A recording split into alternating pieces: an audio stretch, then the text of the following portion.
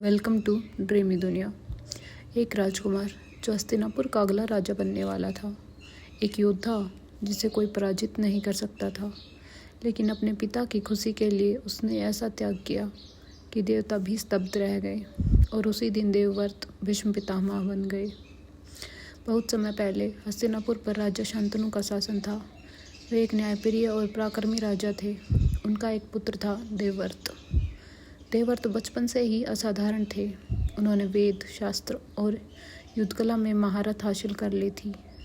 पूरा राज्य जानता था कि एक दिन वही हस्तिनापुर के राजा बनेंगे। एक दिन राजा शांतनु गंगा नदी के किनारे घूम रहे थे। तभी उनकी नज़र एक अत्यंत सुंदर युवती पर पड़ी। उनका नाम था सत्यवती। राजा उसे देखते ही मोहित हो गए। उनके मन में उनसे विवाह करने की इच्छा जाग उठी। राजा शांतनु सत्यवती के पिता के पास विवाह का प्रस्ताव लेकर पहुंचे, लेकिन सत्यवती के पिता ने एक शर्त रख दी। उन्होंने कहा, मेरी बेटी का पुत्र ही हस्तिनापुर का राजा बनेगा। यह सुनकर शांतनु दुखी हो गए। वे जानते थे कि राज्य का उत्तराधिकारी तो पहले से ही देवव्रत है, इसलिए वे बिना कुछ कहे वापस लौट आए।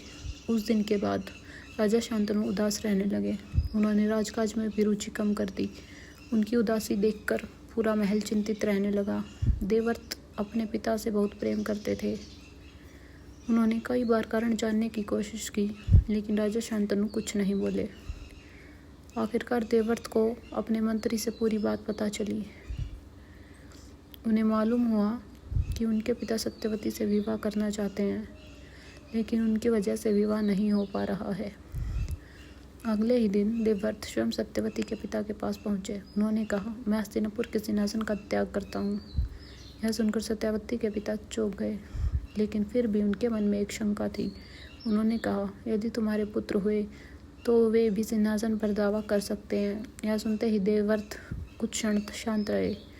फिर उन्होंने ऐसा निर्णय लिया जिसने इतिहास बदल दिया। देवव्रत ने अपना दाहिना हाथ आकाश की ओर उठाया और कहा, मैं आजीवन विवाह नहीं करूँगा। मैं जीवन भर ब्रह्मचारी रहूँगा। मेरी कोई संतान नहीं होगी। यह सुनते ही चारों ओर सन्नाटा छा गया। राजा, मंत्री, सैनिक सभी स्तब्ध रह गए।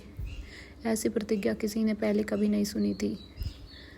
आकाश से पुष्पों की वर्षा होने लगी। देवताओं ने उसकी प्रतिज्ञा की प्रशंसा की और तभी उन्हें नया नाम मिला भीष्म, क्योंकि उनकी प्रतिज्ञा अत्यंत भीषण थी। जब राजा शांतनु को यह सब पता चला तो उनकी आंखों में आंसू आ गए।